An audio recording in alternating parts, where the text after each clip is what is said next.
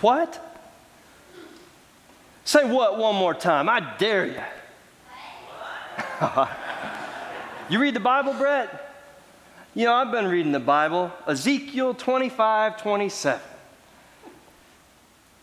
The path of the righteous man is beset on all sides by the iniquities of the selfish and the tyranny of evil men. Blessed is he who in the name of charity and goodwill shepherds the weak through the valley of the darkness, for he is truly his brother's keeper and the finder of lost children. And I will strike thee down with great vengeance and furious anger, those who attempt to poison and destroy my brothers. And you will know my name is the Lord when I lay my vengeance upon thee. Jules from Pulp Fiction. Now, that is not what Ezekiel 25:17 says. There's a lot of cinematic license there. But the idea of leaving room for God's vengeance, the idea of being unsettled by what is happening to one in the world and being angry, being disturbed, lashing out, those things are found in the text. A desire for something to happen for those who do wrong in the world to get theirs eventually, if not now. Well, let me bring this to our own world. Maybe in high school, maybe for some of you who are in school, maybe you remember way back to when you were in high school. Kids on the bus say things that are cruel, call you names that some of you still remember and are ashamed of. Maybe it's somebody at work who diminishes the work you're doing or kisses up to the boss so much so every time, or they take credit for something you've done and you're just like, argh. Maybe it's somebody in your family who, for years, while your loved one has been dying and sick, they've never once showed up, but when the death happens and it's time to circulate the will, there they are, looking for theirs. Maybe somebody's betrayed you, cheated on you, lied. Maybe it's some group of friends that has gossiped and taken your name through the mud, and you just get angry and maybe, just maybe, want to get them back. Now, none of you have ever experienced those feelings. Did you ever want to take revenge? No hands. Did you ever seek and actually take revenge on somebody? Yep. How'd it feel? Feel good? Did you feel great? Did you feel satisfied, at least in the moment? But then maybe over time, that feeling of, I got them back, feels kind of empty. Maybe you feel a little shame or guilt. Maybe you realize that the very thing you loathe that they had done to you, you have become in taking payback or revenge on the person who's hurt you. Our narratives and stories, books, films, cartoons, are filled with stories about payback and revenge. The good guy goes down into the old war closet, arms up, and then all the bad guys are done when the gun barrels are smoking and the ammunition is gone. But that's not what Christ nor Paul teach us about how we deal with evil. Some of you may have seen the long-standing show, now 35 years in the making, The Simpsons. Homer, Bart, Marge. Homer has this neighbor named Ned Flanders. Hi-ho, neighbor. And Ned is a Christian. He's a person who is always optimistic, who is always seeking the best in life. He's trying to give good advice, and it doesn't seem like anything bad ever happens to Ned. So when Ned proclaims to Homer that he's going to start this shop for left-handers, Homer begins to secretly hope that it will fail and fail miserably. The Schadenfreude. Well, do we have this? A clip from that? Guys? Dad, do you know what Schadenfreude is? No, I do not know what Schadenfreude is. Please tell me because I'm dying to know. It's a German term for shameful joy, taking pleasure in the suffering of others. Oh, come on, Lisa. I'm just glad to see him fall flat on his butt. The desire, the shameful joy that some kind of misery befall one of our neighbors that we're envious of, jealous of.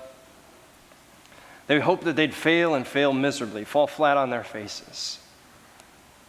That somehow in our envy or our wishing them wrong, we become caught up in this kind of dark cycle of dark thoughts around them. Vengeance is mine. We're cheering for God to fight them, smite them, go around and bite them. Yea, God, get them down and hurt them, destroy them. After all, isn't that what this text says? Leave room for vengeance is mine. Instead, show kindness to your enemies so that in doing so you might heap burning coals upon their head. Ouch. Anybody read that or hear that when Gail read it? What does that mean? Do we want our enemies? So I'm going to treat them kindly, like Jillian said in the spelling bee. I'm going to treat them with kindness so that eventually, bam, God will get them. So I show them kindness because I know that they'll get theirs in the end. What goes around comes around. That's what Paul's saying, right? No. Heaping burning coals on the head was an expression in ancient times to make a face become red, for them to become hot with shame.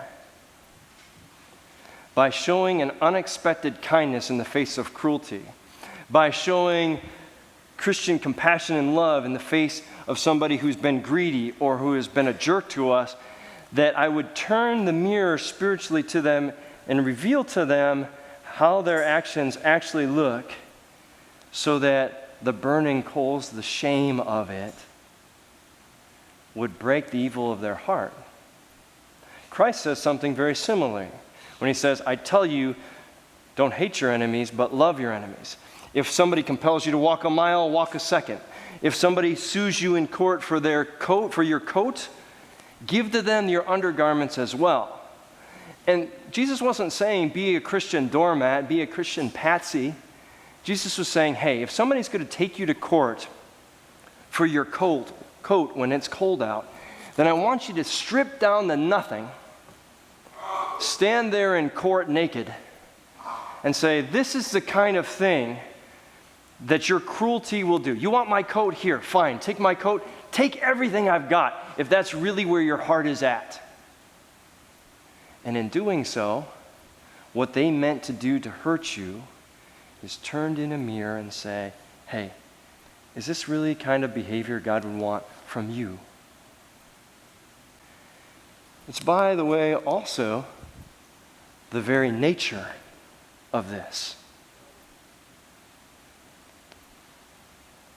You start to humiliate, to wound, to lash, to nail to a cross, to destroy God's good gift.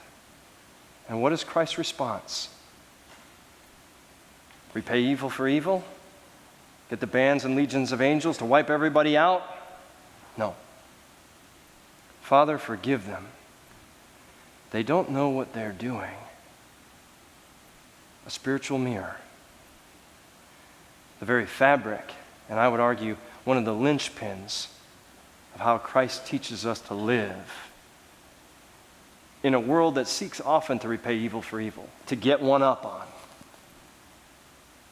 But that's not what Jesus tells us, but rather to break the cycle of violence, to break the cycle of revenge, to not do tit for tat, and to surprise each other with unexpected grace, unexpected charity, outdoing each other in zeal. Some of you may have heard this story before, but in my very first call, when I was serving at church, I had a gentleman in my church, John, a World War II vet, an amazing man, had been through a lot, been through combat. He was an usher and a regular always sat in the same spot in church.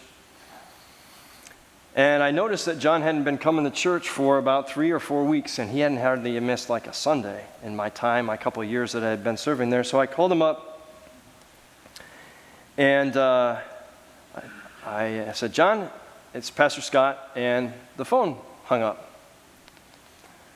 So I thought, oh, that's strange. So I called him back up again, and said, John, it's Pastor Scott. Hung up again. I thought, well, maybe it's a bad connection.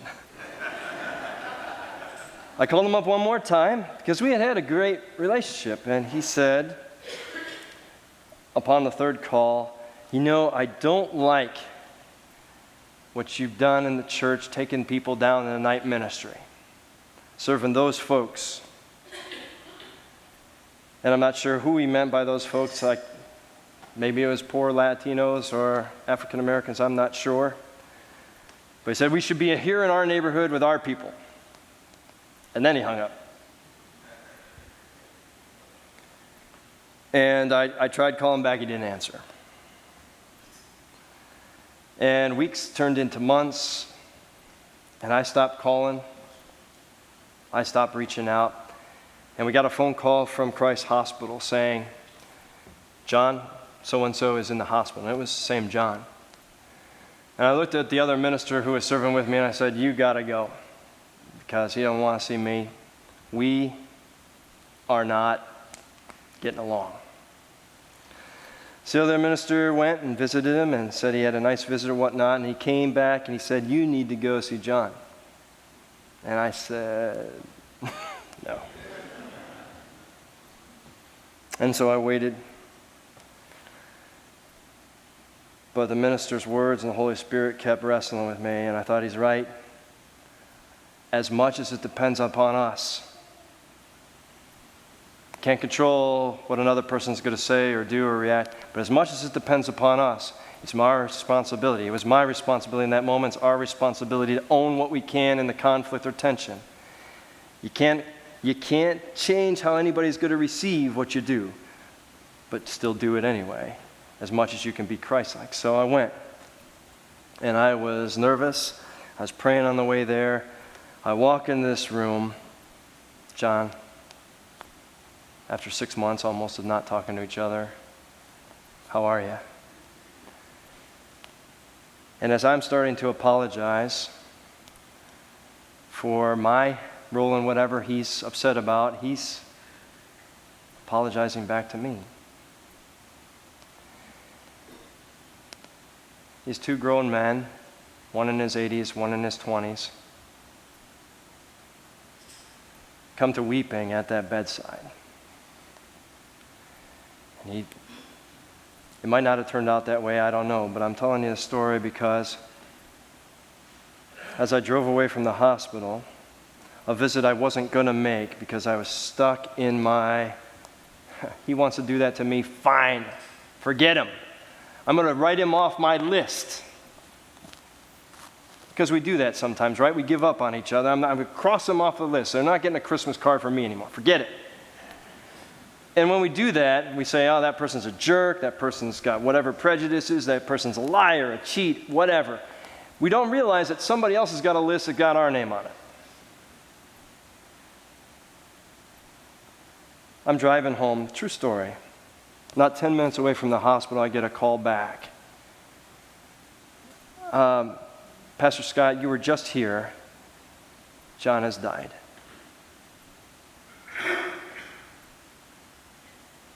And I thought, if I had stuck in my stubbornness, my tenacity, my camp to be right.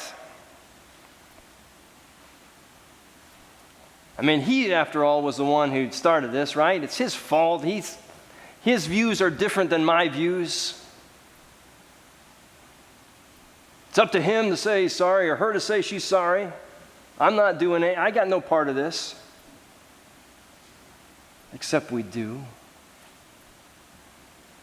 As much as it depends upon us, and believe me, brothers and sisters, that as much as is a lot. It takes somebody to start to walk across the bridge to the other side. If we both stay on our side staring each other down, nobody's ever going to come together again. Do not be overcome by evil. Overcome evil with good, as much as it depends upon you. So I want you to ask yourselves, as we started off this sermon, and I was going through the possibilities of who you might want to take revenge on, did somebody come to mind? As much as it depends upon you. Amen.